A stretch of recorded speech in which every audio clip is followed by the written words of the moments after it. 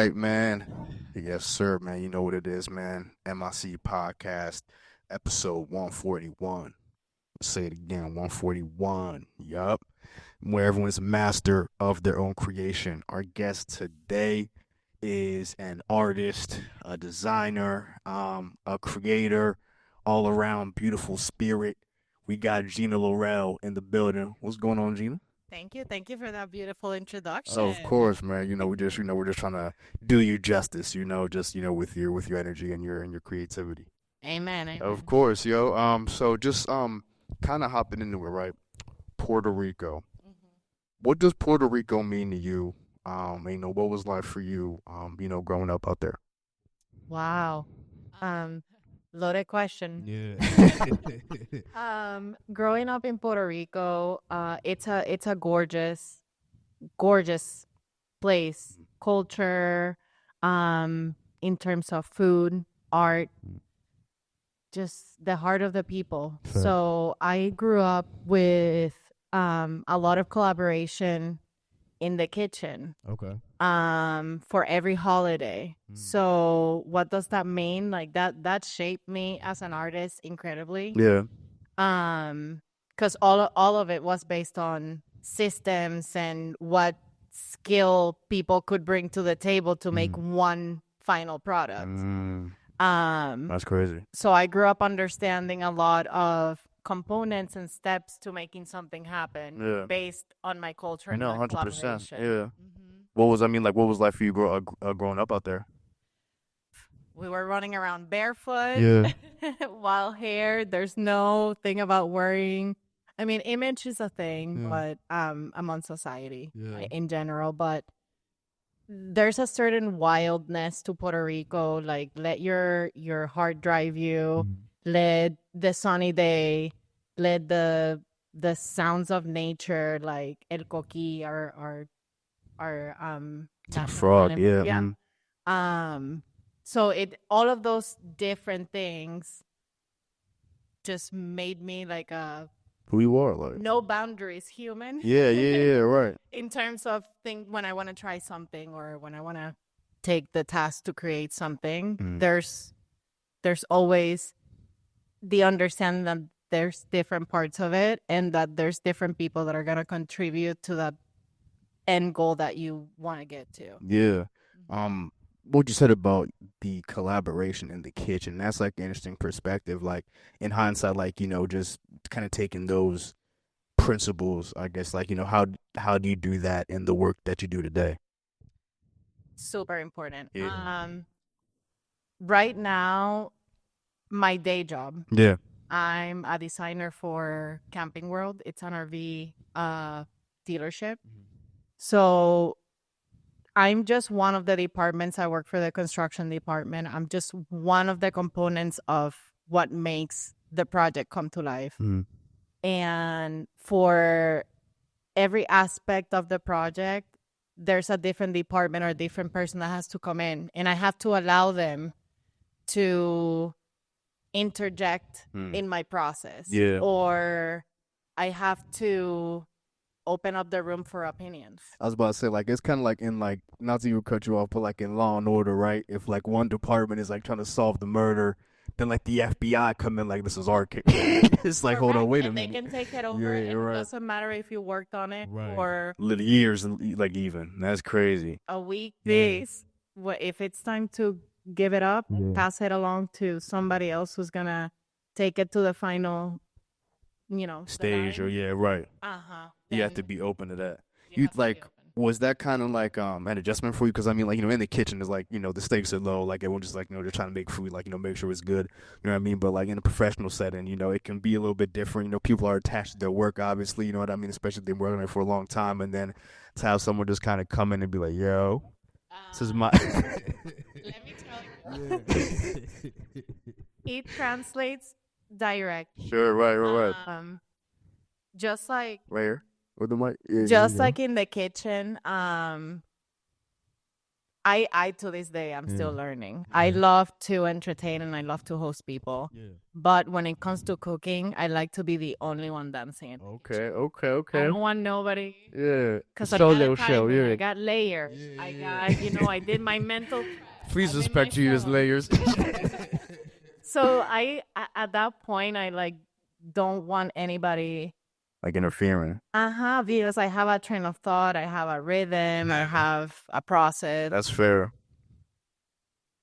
Exactly. Same thing happens Mhm.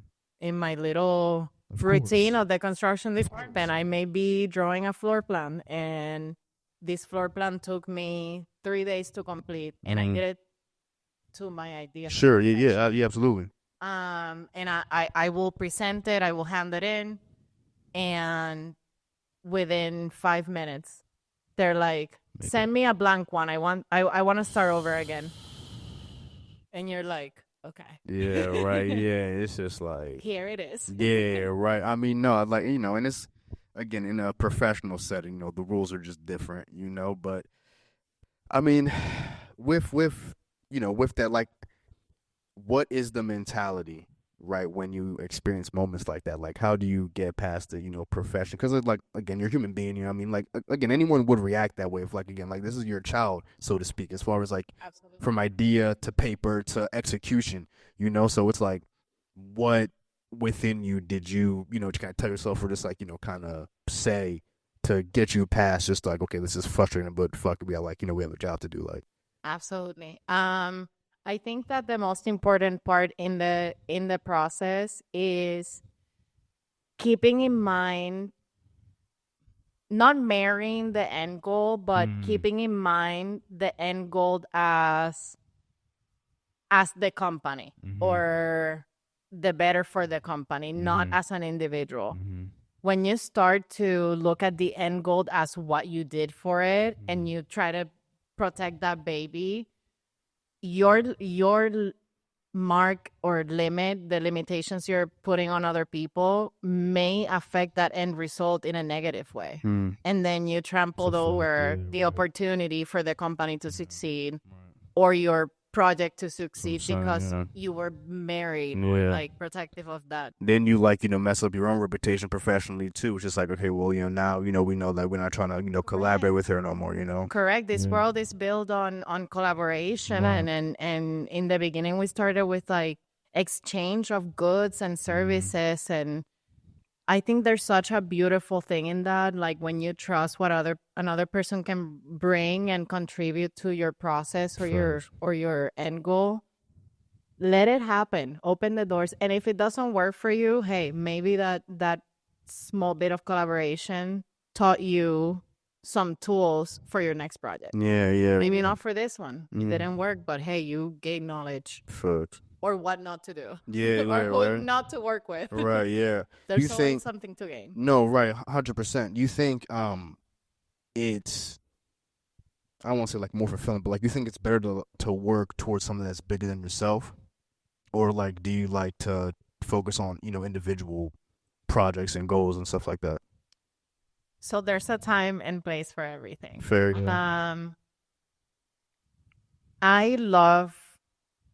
I'm a systems and like structured person, so I'd like to see things on paper broken down. Typically, I'll take like a year to do one big project. Okay, yeah. But I'll make myself, or I promise myself, and I learned this from one of my artist friends from the cohort that we just did. Every day I try to do something that feeds my creativity. Right.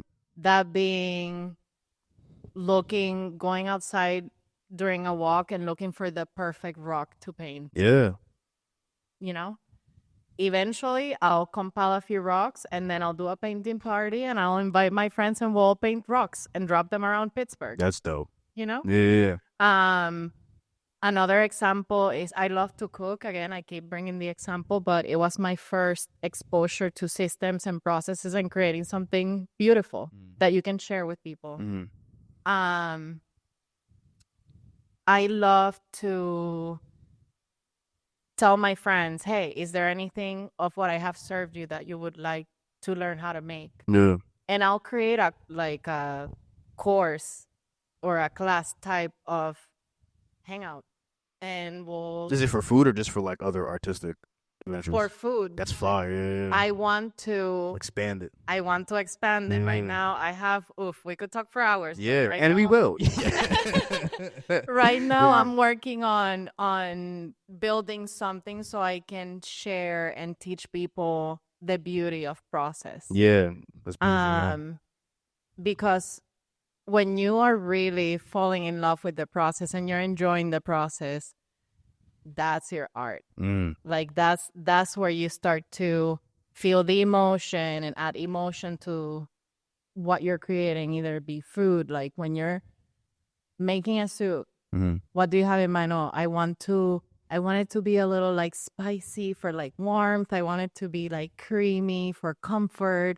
I want it to be this color for visual appeal. So there's different layers. Right. All of that you learn, you can share and apply to many other things. Yeah. So I love to do those type of meetings with my friends where like, hey, is there anything that I do that you appreciate and you would like to learn how to do it? And we get together, and then you tackle community, you tackle learning something new, you tackle doing something for your creative spirit that day. I can keep going. Yeah, no, of course. Can you make coquito? Do you know how to make coquito? I can make coquito. Okay. I can't drink it because I'm No. allergic to rum. Oh, I'm Puerto dang. Rican. Okay. Who's allergic to rum, which is the most ridiculous thing. right. But, we're working on it. I know I yeah. can make it with like brandy and other type of Yes, liquors. yeah, right, right. So maybe this year Okay, I try right, it, but really. I got you guys. Yeah, word, man. I'll make you some coquito. I can't listen. Like I can't. Like that's just one thing I'm on for. I've just surrendered. Where it's like I can't cook for shit, bro. Like it just is what it is. I'll burn cereal if you like leave me alone with the box and like some milk for too long. Like What is it that what is it? Like timing? That's a good question. I mean, really everything. No, because like it's like all right, like. Do I know how to use the oven? Yeah. Do I know how to use the stove? Yeah. You know what I mean? So, like, I guess timing is a part of it, but, like, if you give me, let's just even just say, like, a chicken breast, right? With all the stuff that, like, you can do with chicken, I wouldn't even know, like, season it, yeah, you know? But it's just like, okay, you put that in the oven or you put down the skillet, whatever, maybe some rice, and that's dinner, you know? Like, I wouldn't know what to add, like, to make it a dish, you know what I mean? Like, I would just be completely spun. And that's when you need to study your audience, because I know I can make a banging steak. Yeah. Now, I'm alright with steak. I'm alright with steak. if I want to teach a friend how to make steak that delicious, but I know they are not good with timing, I'm going to teach them how to make it in something that is self-time. Like that. Okay. And people are like, oh, blasphemy. Yeah, no, They're yo, putting steak in I the was air about fryer. to say. So knock it until you try it. Okay, all right. For real. Okay. I just fed a neighbor the other day, and he said, like word by word, he said, I think I have never eaten steak. I just been eating meat. Yeah, right. That's So a when fact. you hear those words, Yeah, facts.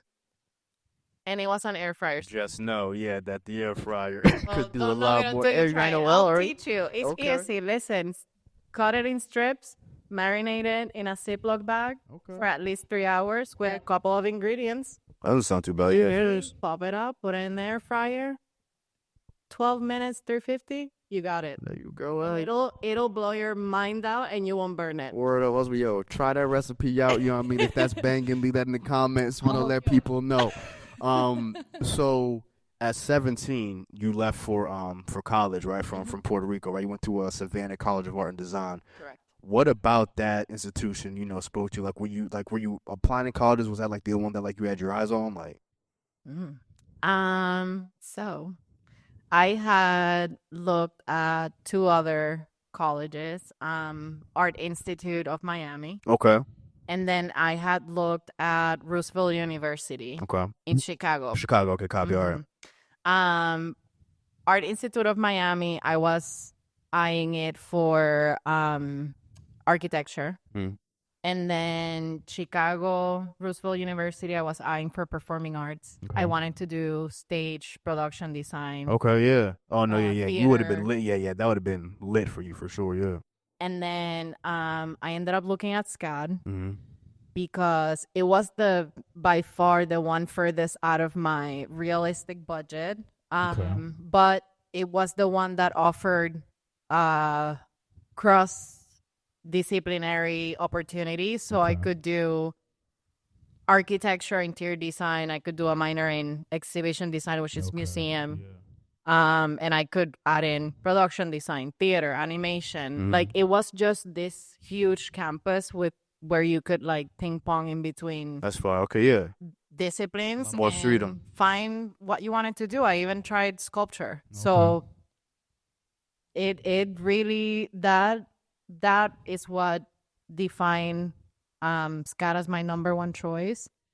And I'm really glad I did because I had a lot of great professors that would always grab my project. And let me back it up. I've always been a perfectionist. Yeah. So again, system, structure, timing, like, everything in its little box and its little line, and you don't deviate from that. And I had this one professor in my architectural studio that he every day I would show up with a new maquette, like a new miniature architecture model. Okay. And every class he would destroy it to its bones. Damn. And he's like, I'm teaching you that when you marry an idea and you keep pondering on the idea and building on the same idea, you may be pushing yourself further away from where you really want Almost to destroys you damn near, yeah. So he's like, you got to learn how to let go and look at it like a blank canvas every single time. Yeah. And then take the best from all the compilation of your ideas and build that one last. I was about it like I took a documentary class, like a documentary filmmaking class in college, and like the professor was like, you gotta learn, and like this is a bit of a crude just analogy, but he said you gotta be okay with killing your babies. As far as like if you film something, right, like you love this shot, like or whatever, right? But it's like in the totality of the project, it may not make it. And like let's just say like, the project is 5 shots. You got 10 shots. Let's say like 8 of them you're in love with. You know what I mean? It's like, but the project is only 5 shots. You gotta kill 3 of the ones that you clearly like. Obviously, like you fuck with them, but for the sake of the project, it can't make it. So correct. Yeah. You gotta not be completely married to that, because even the pieces that you discarded, again, they can be the beginning Something pieces else. Yeah. something 100%. Right. So it's art. I always tell my friends like art is like a download. It's not even mine. I don't own what I produce. Exactly. I receive it either from inspiration of watching something, or a dream, or I ate something and that feeling gave me a visual, and that visual became something else. No, I'm the same way. Like I can pull, like if I watch a movie, you know what I mean, and like I just like someone's outfit in a movie, I'll be like just like the shirt, or just like the style. Someone wore something in like a show where like I'm just like, nah, that I like that, and like I'll just pull it from there. Or like if I'm like listen to a song and like I don't know, there's just like something about the energy, or just like something about the verbiage of the song. It's like I'll pull it from that. You know what I mean? So it's like art is everywhere. Like it's all around you. You know what I mean? It's just like a matter of what you pull from. Like those answers are different for like everybody else, but I really think that like if you're a true artist, like anything is up for grabs. Like you could look at, like you said, a rock and be like, oh wait, that's kind of, I could do that for something. I don't know what, but something it could be lit for. So That exercise, I had not. I think the first time I was exposed, and here I am, the weirdo talking about rocks. But You got rocks in her pocket right now. Don't No, like. but listen, if I were here early enough and I would have taken a walk, I probably would. That's funny as Shame, hell. shame. No, you all good, but we'll get you Anyway. some rocks. But it's a great exercise. Yeah. Like I think I was first exposed way back in Florida. My nieces and nephews, they're currently 7 and 12. Hmm. At that time they were a little younger, but they had a whole bowl filled with all these different bright color, different patterns, different paintings on them. And I was just fascinated how beautiful it just looked. Mm-hmm. And they're like, yeah, you find them around town. And I'm like, scavenger hunt of art? Yeah. Like, it's like still nature, it's rocks. They're just making rocks beautiful. Right. And I was like, okay, I'm in. And every time I'm a road tripper, I love to get in the car and drive. Like, I drive to Florida every 3 months. It's 16 hours. Golly. I do it in 2 days. 2 days. I mean, all right. So like you take so 8 like and 8. 8 a pop. Yeah, that's crazy. I know, but I love it. I put my dog in her little doggy car seat and we go. And over the years, I started finding rocks on my road trips in random places, the most remote towns. They would be like sitting on the window of a McDonald's, and I'm like, Gotta grab it. this is so wholesome. Gotta Like, grab it. more of this. Hell yeah. So it's been happening. It happened to me in Pittsburgh. Every time I meet somebody special or I'm taking a walk and my heart is filled, like I'll bump into a rock. So listen. I Let me love just it, man. finish That's the a rock right. talk. Yeah. Rock fact talk with that- Gina. Fat. Yeah. It's a great exercise Right. because walking my dog, I've been finding these blank slate rocks. Let's just call them that. Mhm. And Saturday, I was like, you know what? I haven't done anything creative today. I'm going to sit down. And I put the rocks all on the table, spread around, and I looked at them and I'm like, oh, you're going to be this. You're going to be that. You're going to be that. Like the rock told me what it is face paint to look Right, like. yeah, And I'm from like, this- okay, I got you. Yeah. So I painted all the bases and this weekend I'm ready to paint the tops. And now we lit. you will find that. They'll have my handle, Instagram Yeah. handle. Oh, yeah, I was about to Gina say, Lorell. yeah. It'll be on there. Put your okay? handle on that. Everything. You find a lit rock, just know where it came from Tag- tag and me. who supplied it to you. Never forget. When you went to Savannah, like, cause like, was that like your first time away from home? Yes. How was that? Like, it doesn't like to like, Oh, bro, my in God. Savannah, Georgia, of all places. I know it got crazy. Listen, I didn't wanna go there. Yeah, I know it got crazy in Savannah. So it was definitely a huge cultural shock. Yeah, right, Like straight up. right. Thank God. First day I got there, I met one of my best friends. She's a Dominican, so Islander neighbor. Mhm. But I remember in Puerto Rico, it doesn't matter if I just met you. Like, I'm gonna give you a hug because you're family. If somebody that I know brought you in, it means you're already approved. Right. We're fam. Like, Yeah, right. doors open. Facts. You know, serve yourself a plate. Right. So when I first moved here, I remember meeting the first couple of people and like going for the hug and people doing the Matrix. Oh shit, they got to you. Never forget all the Matrix bends yeah. that I had to go through. It's like, yo, everyone is Neo out there. That's crazy. Yeah. They were like diving bullets. Everybody was super flexible. And I'm just here trying to like spread some love. Thanks. That's right. So yeah, it was a shock. But I'll tell you that once you do start to share more of like the beauty of your culture and the vibrancy of, you know, our personality, like it just people start to open up. They start to then, you know, give you a good long hug when they Yeah, see you. Or right. they actually enjoy the chemicals going through the brain. I just gotta know what you about first. yeah. It's They necessary. had to vet you first, like. Yeah. I learned that. Now I have my Yeah. little. I have learned now. I have a little personal space. Yeah. You gotta have the Tiny, filter. but- Yeah, gotta have that filter. The filter is important. It's like, you Gotta do know, it. yeah, you know. So no, I get that. How long were you out in Savannah? Just the 4 years you were in school, or? No, I was there for 6. Okay. Because I did the 4 years for my batch in interior design, Mm-hmm. and then I did a minor in architecture, Okay. and then I did a minor in exhibition design. So Okay. for outdoor like installations, museums, airport little exhibit designs. My headphones fell off, y'all. Excuse me. We're dropping parts now. yeah, right. So yeah, I did with the 2 minors and the batch, it took me 6 years. 6 years. And when did you finally come to Pittsburgh? 2017, Okay, 2017.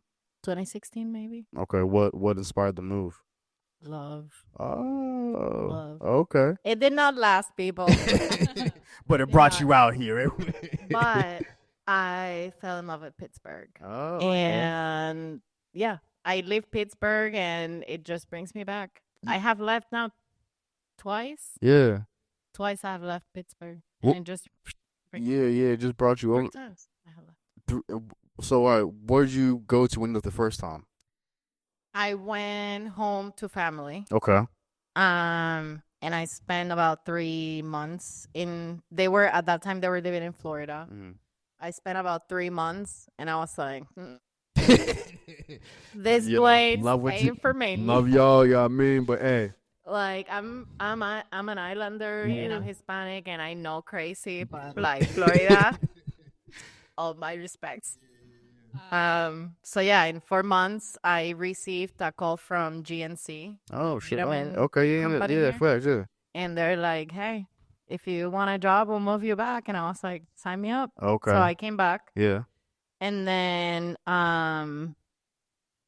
I left briefly for a few months to try New York. Okay, all right, yeah. And then New York was way too large scale for me. Yeah, no, Like New York it is a felt lot. like New York is smaller than lot. a rat. Yeah, facts. And everything smelled. And I was Yeah. like, no, I'm going back. Yeah. And then I left about 2 years ago because my dad got sick and I was the only one in transition with like jobs and projects. And I was like, hey, I'll go spend a year at home and help out and see where, life takes me. And here I am back in Pittsburgh. Yeah, no. After a facts. year, I told my family, I'm like, are you guys okay if I go back home? And they're like, where's home? And I'm like, Pittsburgh. They're like, okay. Yeah, it's my home. We knew it. Nah, facts. I mean, like, I think Pittsburgh is an incredible city. It's done a lot for me. It's shown a lot of me internally. You know what I mean? It's humbled me, and not in like any like derogatory way that like I thought like I was something, then found that I was not, but like it just granted me humility and just gave me space to, I don't know, just discover who I am. You know what I mean? And then just like build myself and just like kind of instill certain principles in me. You know what I mean? So like I like I can't pump this city up enough. But like, what made you fall in love with the city? What you just said. Facts. Like I came to Pittsburgh. So I left Puerto Rico, my home, my identity, my culture, and I went to college. And college was a wild, wild ride. Yeah, right. And when you're done with college, it literally is like somebody popped your bubble. Yeah, no, literally. And facts. then you're like, oh shit. reality, what happens now? No, facts. Like, it's time to be an adult. Get a job. Yep. And like in art, it's a whole other. That shit is the Hunger Games, bro. And I am exactly. and I am in like architecture and like interior design, which is like necessity. Like necessity. We need shelter. We need we need structures. And still, it was the Hunger Games. Yeah, not real. But in Pittsburgh, I kept finding opportunities that monetarily paid higher than any other place in my field. Nice. So that was one thing. Nice. So opportunity and compensation were the highest at that time. And that's very important. So that gave me peace for me to explore other what things, do I like to do, what type of people I like to run around with. Right. How do I want to show up for myself with my culture in this city that it's new to the diversity, in my opinion. I don't know, I'm not from here, but it's like newly very open to diversity. Folks. And how do I do it without in being invasive or offending anybody? So I think that all of those things were able to happen for me. I never had to stop being Puerto Rican. Right. I never had to change or camouflage my accent. Right. I have never stopped dressing how I dressed in Puerto Rico. Facts. It just like people know. People hear me walking around the street and I'm yelling in Spanish on the phone, or like I'm talking to a friend with my accent, and another Puerto Rican will stop me. This is a true story. Yeah. She'll stop me in the middle of the street and she's like, "You're from Puerto Rico. Let's connect. Coffee tomorrow." Yeah. And then we'll exchange numbers. That's lit, right? And it's just Now the Puerto Ricans gonna find each other one way or the other. Yes, and that's the thing. Even by my accent in English or my mannerisms or how I move, people can identify my culture or where Right. I'm from if you're Puerto Rican. Facts. And that allowed me to be my truest self here. Felt Like, free. Yeah, not even how you show up for family. Because that's another, we are all different selves. facts, We are yeah. how we show up for our family. We are Facts. how we show up at work. Facts. We are how we show up as artists. And then we are who we show up as with no filters, like to our best friends, to ourselves. So Pittsburgh allowed me to have all of those together in one melting pot. And that's why I keep coming back. No, 100%. And I completely agree with everything you just said. So just kind of taking it back to SCAD a little bit. Like, what about like your tenure at SCAD, resonated with you, or like that you took with from there that you bring into your craft today? They really polish me on processes, which I Okay. love. Okay. It's my passion. Most of how, at least the professors I had, because it was a lottery of who you would get as a professor, but they all would teach you how to get to an end product starting with the minimum thing that didn't even give you a clue to where you were going. So you didn't know you didn't know where you were headed to. But you just had to trust the process.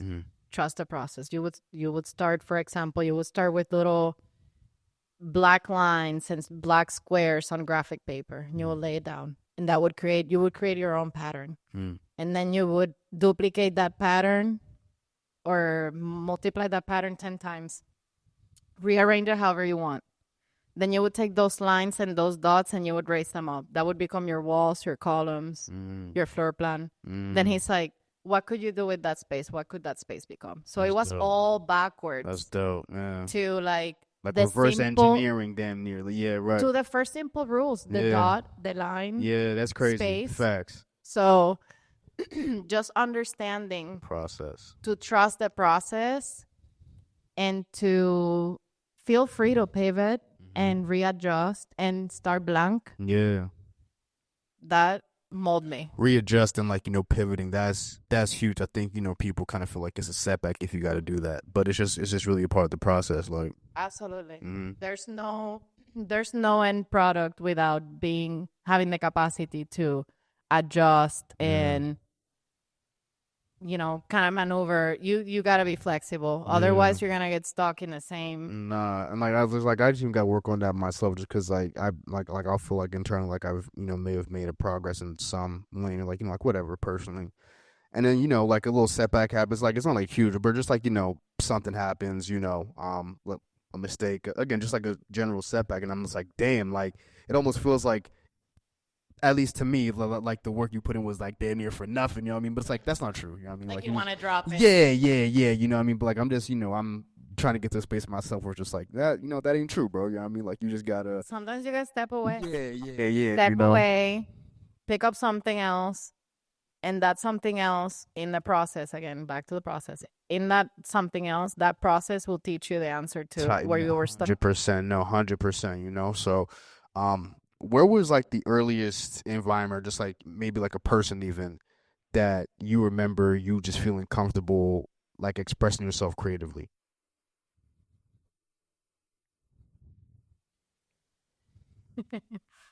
I've probably been leaning back.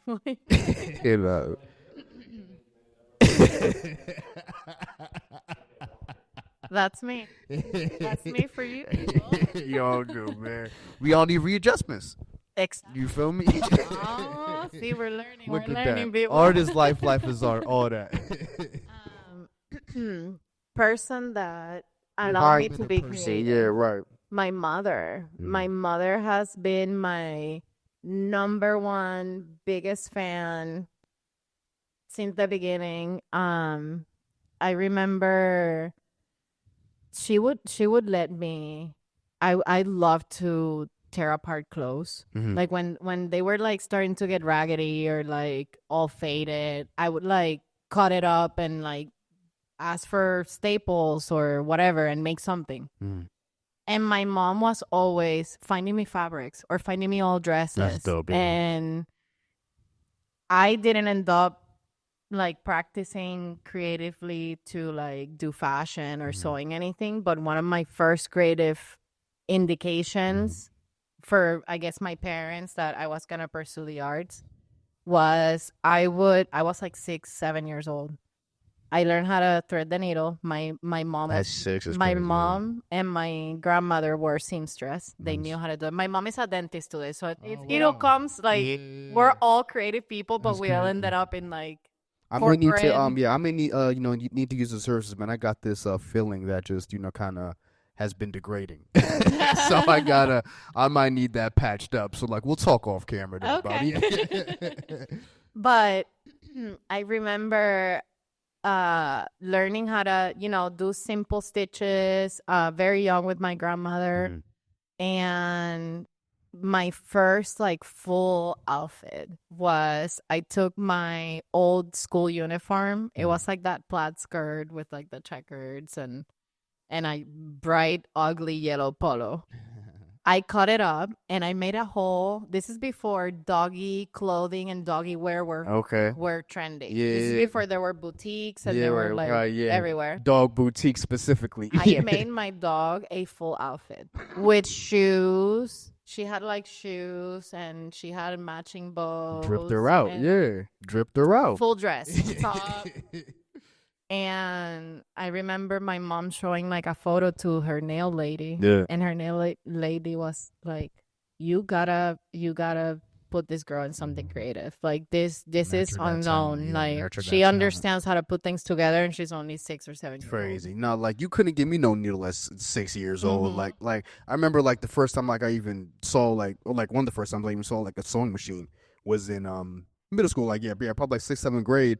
We took this like facts class. Like it was called facts. It was like home economic class. And like we just had like a unit about sewing and like they brought out the machines and but like first before you even got to the machines you have to learn how to thread the needle. I was probably like 12 and I'm just like stabbing myself. You know what I mean? So like you half that age, like, oh, this is it? Damn, like what I mean, making whole outfits, you know what I mean? So it's crazy. Yeah, it's fun. It's fun to and that's the thing. Trust the process. It's hard right now. It may take you a few tries, but when you finally get it done and you get going, it's like, oh, why was I afraid? Yeah. Like, why was I like Facts, yeah.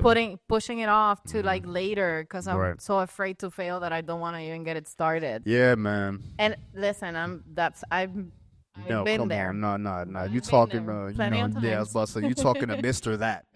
Yeah, I've been there. Facts, man. So just, what even about just like that sense of freedom, that sense of creativity, right? That like, your mother helped nurture. Did you take it upon yourself to be able to, provide spaces for just people that are looking for that release, especially in like the Latinx community? That is my dream. Yeah. That is and I should say right now it's a vision. It's not a dream. It's a Sure. vision because it's that's how in they the start. works. Yeah, no, that's how they start. It's in the works. I'm putting it on paper. Facts. And I always wanted to I did have the dream, and I talked about this in past because I did have the dream to do it only for the Hispanic community. But running around with artists, I don't want to limit it just to my people. Sure. I want to make it based on my culture and my experience, and I want to educate people and provide that experiences for other people. But I want to share it to the general community of artists. Right. I don't want to just limit it, but that I'll teach you lessons that are more in line with my culture. Absolutely. Right. And then we'll expand on that. Facts. But why not use the opportunity to teach about the beauty of my culture? Yeah, no, definitely not. I mean, I think that's beautiful. And like I know you've been a part of a few cohorts now. You got a few of them under your belt. One of them was PLAR. That's if for anyone who don't know, that's the Pittsburgh Latinx um forget artist residency. Correct. Excuse me. And just kind of speak on how you got involved with that, and just the experience of like being around people creatively within the city that are of your community. That experience was incredible. Yeah, I'm Um, sure it looked fire. yeah, I think that one of the biggest takeaways that was my first cohort ever. Yeah, right. My getting my feet wet for the Yeah. first time. So in okay, so the- like that's so like you did that cohort before the artist talk cohort then. correct. Okay, copy. All right. Um,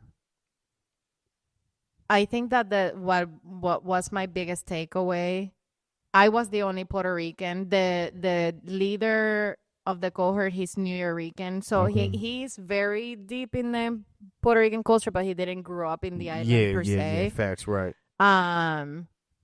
So in the end, like it wasn't so much about like my particular culture. It was more about how do we go back to our roots and we take from that to inspire our art, because a lot of times we are caught up in creating from what ideas, what we want to create. But let's say you want to create a painting about the river and people or whatever. Go back to how our ancestors were doing it. Like what they were doing, they were washing clothes in the river. They were running with the chickens in, barefoot in the land. Like Right. go Ingratiating. back to Yeah. that. Go back to that and see like the feeling, and then start painting. No, and like that's what. Yeah, I mean, no, yeah. Continue, because So that was one of the, just kind of going back to your roots and letting your roots educate you on how to move forward with art, with life, with community. And I think that one very special thing, we did get to do our final retreat in Puerto Rico, which was fire. I was incredibly lucky that they picked Puerto Rico. That's crazy. So the curated experiences that the cohort took us through were all based on that, like our root and our ancestors and eating from the land. Facts. We were not in the place where we were staying, we were not allowed to like smoke or drink. Like it was literally like sober. Yeah, no, I know. Listen, I didn't know, and when I got there I'm like, Yeah, right. Yeah. good luck, you guys. Yeah, right. I got connects, so don't even worry about that. Exactly. That's I bad, buddy. still No, got fact. away with a few. For sure. But I did participate in the experience fully, and when there was time for quiet time and reflection, all that, I stick to it. And the tools that the cohort provided for us Hispanic people, I had no idea existed in That's Pittsburgh. fire. Yeah. So I got to learn about a lot of like groups for Hispanic women specifically, and just learn about all the different artists and little niche that are here in Pittsburgh. Like you literally could be any type of artist, and there's something for you here. Yeah. No. So- No. I completely agree. I wasn't Yeah. exposed to that. Yeah, I like, wasn't exposed to that. So that was one key. Just knowing that there's a way larger community and way more opportunities for every artist here than we could all fathom. Yeah, and like I 100%, and like it's only like the city is only on like an uptick. Like it's only like going in the positive direction. Like it's not gonna regress as time goes on. It's only gonna get bigger. You know what I mean? So I'm glad you have the same school of thought, because I agree 100%. You think like if people, I guess, kind of slow down creatively or like stall creatively, like they're not living enough life, you think they got to go back to living life a little bit and then come back to whatever they're working on?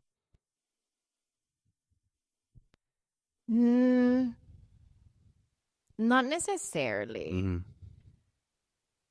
but I can't say no and I can't say yes, So, yeah. because I did it. Mm-hmm. So I had a event planning company in Puerto Rico for 6 years.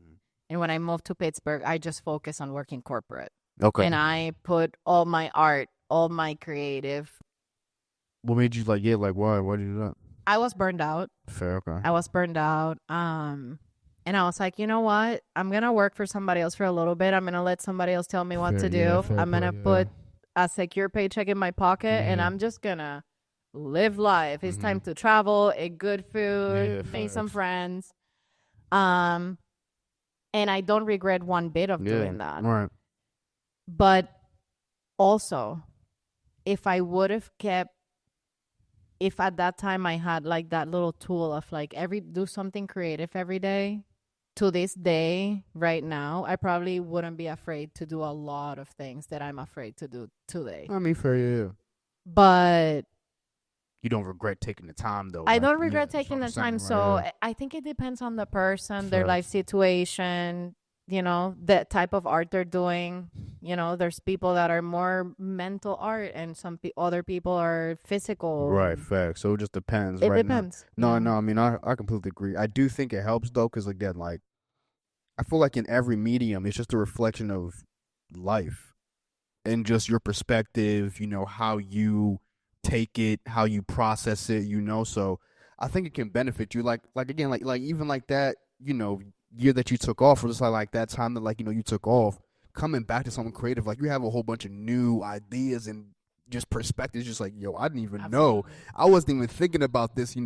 Prior to, but now it could be this, that, and the third. So And in that sabbatical, if we can call it that, yeah, right.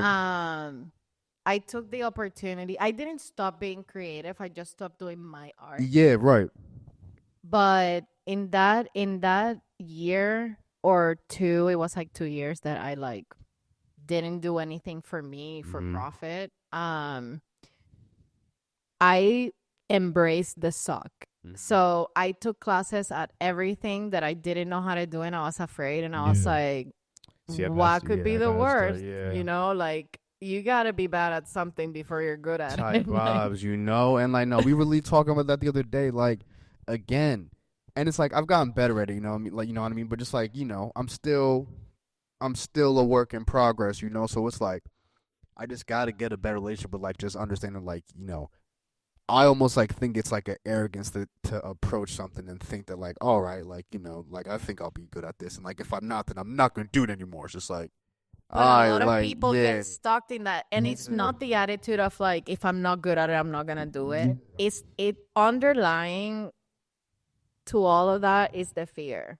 Yeah, So how am I gonna look like a fool if I feel at this 100%. when I percent 200% at this?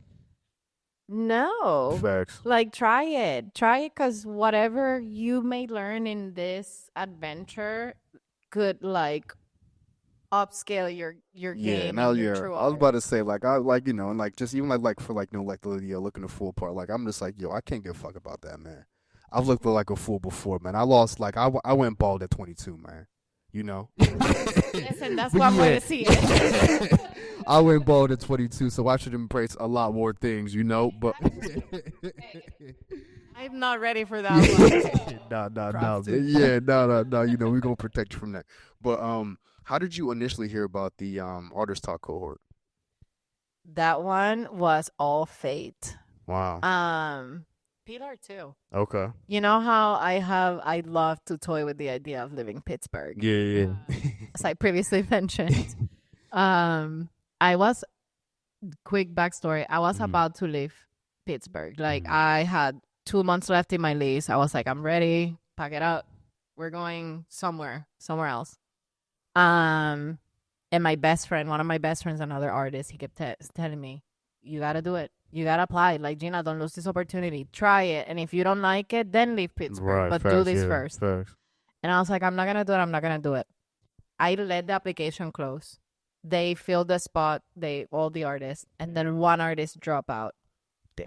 And Pilar contacted me directly. They're like, you have Wow. been recommended by 5 people. The 5 people that are in the cohort, they say that you have to be the one. That's crazy. They were like, just fill out an application, you're in. Just like literally, we want you in the cohort. So I did that, and here I am. I ended up joining the cohort. So that was fate. I ended up staying in Pittsburgh. for a whole another 2 years, and that's Okay. when my dad got sick. Damn. I went to Florida, stayed with my parents for that year, and then when I, got their blessing to like come back home, Mhm. I told them, but I'm gonna go back home with one condition, and it's I'm gonna go head deep into art. Mm. Like, there's no excuses. I've taken enough time As off, you should have, yeah, right. and I'm ready. Facts. So I, like 2 days, I think it was like 2 days before heading to start driving the 16 hours, I'm scrolling on Instagram. It's like midnight. And I see the post for Artist Talk. Somebody had shared it. Oh, PGH Council. Okay, yeah, Arts yeah, Council yeah. had shared the Facts. post. Mm. And I'm like, I like their poster. This seems like they're putting some effort into like promotion and Yeah. stuff. And like I went through the page and like Niplets look like an awesome human. And I was like, shout out to Sydney, man. You are hell doing yeah, this, yeah. Sid. We love you. Hell yeah, man. I saw her page and I was like, you know what? Let's do it. And I applied like the right on the deadline. Like I'm telling you, the day before the deadline. Yeah.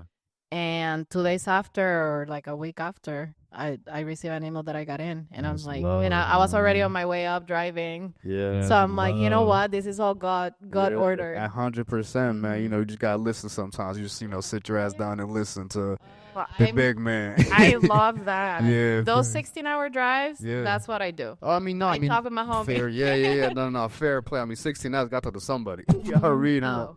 Talk. Who better? Who better? So just even after going through that cohort, man, like was there a way, like did you see a difference in the way that you approached your mental health prior to than after the cohort? So I think for me, it wasn't. The cohort is very based on mental health and assisting artists to do the best with what they got. Facts. And be patient with where you are, and there's different resources at different stages, different processes, etc. So it did teach me a lot of that. But for me, what I got out of the cohort were how to be selective with your time, how to be selective with your art, that you're not just one more out there. You're a commodity. Like, you are something that people need to want. It's not just like create and throw out to the fishes and see if somebody grabs. No, it's more like, who's your target audience, and like curate your creative experience and your art to where you want to go. And so I think it gave me key tools to apply to the right grants, to not just throw applications at every opportunity, Is that how because you- that's like you were time, doing it that's before? money, that's energy. Was that like how you were doing it before prior to, or? Oh yeah, Okay. I didn't even know where to go. Like, I would just be like, it's time. I'm getting the itch. Yeah, I think yeah. it's time for another cohort, another opportunity. Right, And I feel like, that. if it had any space for spatial design, or, well, I'm a multidisciplinary artist. I can apply with whatever medium. But, I mean, yeah, literally, right. that's the one of preference, the one that I'm most versatile in. Maybe not. That's a lie. I can double. Gina's lit, y'all. That's pretty much you trying to say. Yeah, Just that's hit just me it. up. Yeah. Whatever you need. You know what I mean? Like, We'll just hit it talk right. about it. Yeah, you figure it out from there. Like, Yeah. okay. Kind of how I go. I tell people, like, you dream it, tell me about it, and I'll tell you if we can make it a Yeah, reality. we can make something shake. Yeah. What was like your favorite part about the cohort, or like your favorite aspect about it? The people, man. Fact, my people. Yeah, 100%. Like, everybody was in such different stage of Yeah, artistry. right. Yeah, Like, right. there's yeah. no, there's this prerequisite for like to the one that's afraid to even do their first Yeah, drawing. right. That's a fact. Right. So I think that there was a lot of like grandfathering, and like a lot of like established artists sharing like their knowledge with new upcoming artists, and like it was just a confidence boost to see people that you normally wouldn't be exposed to, like doing it, Yeah, you know, doing it out there and being successful at it. Yeah, So a lot of inspirational people for sure. 100%. Mm-hmm. I know you did a install at the Kelly Strayer Theater not too long ago. Like it's pretty, relatively recently. How did that, opportunity come about? Like, and what was your approach to that project specifically? So that project came through Pilar. Okay. The director of the cohort, he received an invitation to do an installation for a movie he was Okay. opening up, or he was gonna showcase. Oh gosh, don't ask me. No, I it's can't all- yeah, remember. it's all- Sorry. Yeah, no, you good. But he asked me if I could do, as an artist, I could do an installation for that opening, promotion night. Yeah. And I was all up for it. And his movie, or his short film, was about the experiences of artists through the pandemic, and kind of how they manage the highs and lows of artistry during lockdown.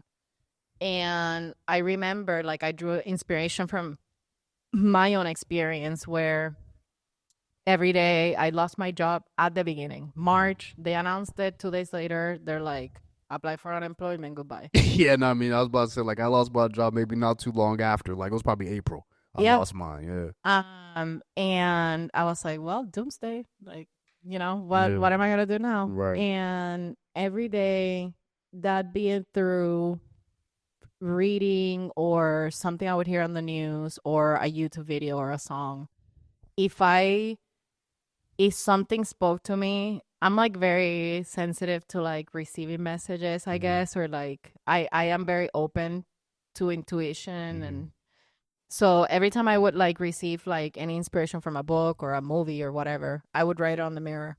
Every single thing, like inspirational, what do they say? Manifestations, aspirations, whatever. Write it on the mirror. And this mirror, I ended up putting like butterflies on it, and I made this mirror my world. Yeah. And every day, and it was my bathroom mirror. So every morning I would have to wash my face, brush my teeth, and I would read my own messages to myself. So it was my way of talking to myself. Yeah. And keeping myself like accountable for certain processes and ways of mind, of ways of thinking. And when he presented to me the opportunity, I was like, I know exactly what I gotta do. I gotta do a home, basic understanding of what home is. Right. Which, when they teach us how to draw a home and we're kids, they tell you the square and the triangle. Right, fair. And then I used a mirror in the shape of a window because we were all indoors. Yeah. And then the installation, I named it Reflections from Home. And these were all of the messages that I wrote to myself for me to read, or anybody that came to my home would read them too. They would have the opportunity to get inspired by them. So I wanted to provide that opportunity outside of my own home. Fair. So that's how the installation came to be. It was for people to look at themselves in the mirror and leave a message for themselves or for others to read. I thought that was dope. Based on, what they're going through at the moment. Yeah. The messages were gorgeous. I still need to post that on Instagram, like all the photos of the messages and the in-depth installation. Yeah, like the final, because like, I mean, like I saw like, people, interacting with them. Just like, clips. Yeah. Like I thought the, just like the vibe and like the concept was like, super cool. I'm just like, yeah, like this, like, looks super dope. So if you still got any, final, like, definitely drop those, like, And all of that was made out of paper, and I all handmade it. Even all the dandelion. I was about to, so like just like that, like kind of grassy outer of it. That's all paper. No, that is like plastic greenery. Okay. But like the butterflies and all the wishing petals of the dandelion, all of them were hand cut, rolled, put in the foam. Yeah. So That's lots dope. of hours. Yeah, no. Labor of love. 100%, 100%. Like when you're making installations, like is there like, and like, you're working with places like, Kelly Street Home, like is there like a set of core questions you ask, or is it just different for really everyone you're working with? Or I have had the blessing to the people that have given me space to create. They literally just tell me, this is what I like, and these are the colors that I like. Do you? Yeah. And I do me, and then I show them a presentation, and they're like, "That's it. Let's do it. How much money you want? Like, We'll give it to you. we'll give it to you, no problem." Yeah. So I have had that blessing. I know I'm spoiled, and that's not gonna be every single time, the same. It's not gonna be the same every time. But I think one key component or key questions to ask is who's the target audience? Yeah. So who are you designing for? What is the main idea? Like, what do you want to communicate? What is the most important part of your investment? And then very, very important, what are the limitations of the space you're using or where you're installing at? I think starting with those, you can let the mind fly. Yeah, That's right. just like basic key questions, like what are your limitations in terms of like the reality of the space or project or timing, etc. Design items that they don't want to miss, and what is the message they want to bring to the guest or their target audience. When did you feel like in your career, like, just like you like making installations, or just like really as an artist, like you felt like you were doing what you were supposed to do? I still don't feel like it. Man, get the fuck out of here, bro. No, okay. I know I was meant to be a creative. 100%. Yeah. I was put on this planet to create because I understand, like, you'll show me. It's like you can't even help it. You can't help it. And I can like break it apart and recreate it in another medium. Yeah, like it's like your instinct. So I do have like a understanding of layers that is a blessing for creating.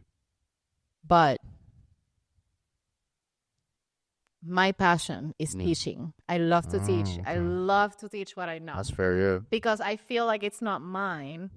So I love to share what I know with the world, my creative side, my processes. So I know that my vision right now is to get to a point where I can create a space that inspires people to come without fear to try new processes. That it be cooking, event planning, painting, sewing, whatever. Just show up. I'll teach you. Yeah.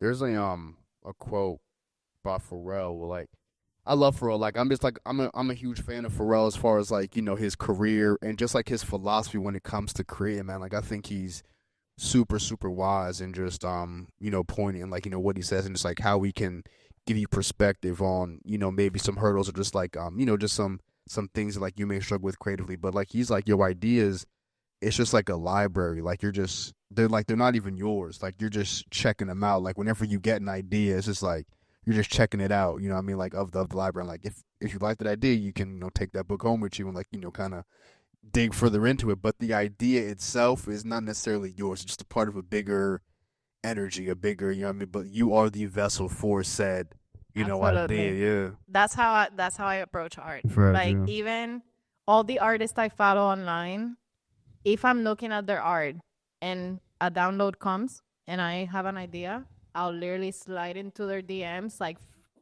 face front, and I'll be like, put that on a jean jacket. Yeah, so if Gina barges into your DMs, don't be startled. She's just giving you a little inspo. That's it. That's how she says hi.